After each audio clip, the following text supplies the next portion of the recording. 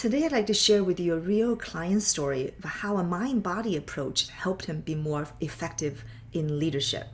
So I'm working with this technology leader in one of the largest technology companies in the world, and he manages really, really big projects. The challenge he brought to our coaching conversation is around delegation. He said, I'm always hesitant to assign work and reach out to people outside of my department to assign work.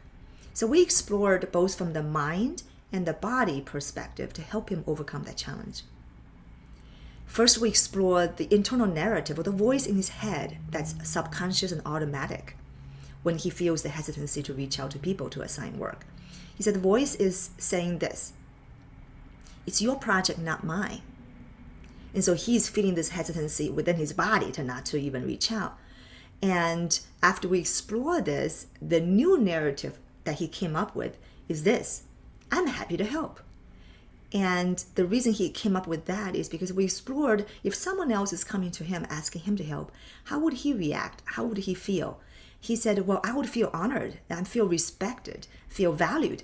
I feel like I'm happy to help. If I'm not able to help for some reason, I will explain, and then that's okay. I can tell them right now I have other priorities.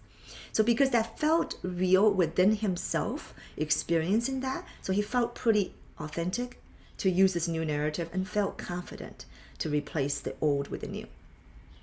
Then the second thing we explored is how do we come up with a small physical practice to help remind himself of this new practice or new mental thinking, new narrative, and so that we don't get caught into the old traditional or habitual habit, right? Habits are habits because they're already automatic.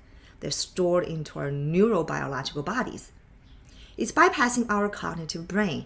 So the fastest way to change a habit or to build a new habit that's already stored in the physical level is to interrupt at the physical level and shift it at that level versus waiting for the slow machine to kick in. And so he said, well, I don't know what kind of physical practice I can use. I said, maybe you're overthinking this. I said, do you want to try to stand up? So he tried to stand up. And he tried to see what the body may tell him that can help him feel that would remind him of this new thinking and new behavior to delegate. And so he came up with this, snapping his fingers. And he said, well, when I snap my fingers, I'm going to remind myself, I'm happy to help. I'm happy to help. And he brings up the emotion of happiness of other people when they receive his request. This, I'm happy to help. This connection between the mind here in the narrative, the feeling and the physical practice of the mind and body connection, that associative learning strengthens that connection. So the cells that fire together, wire together over time, over course of a days and weeks, it becomes a stronger neural bundle, neural association. He's building a new neural pathway practically through the mind-body connection, and that becomes a habit over time. So much so that he doesn't have to even snap his fingers. It's already automatic, memorized in his body. So that's one small example of how a client used the mind-body approach to help him become more effective.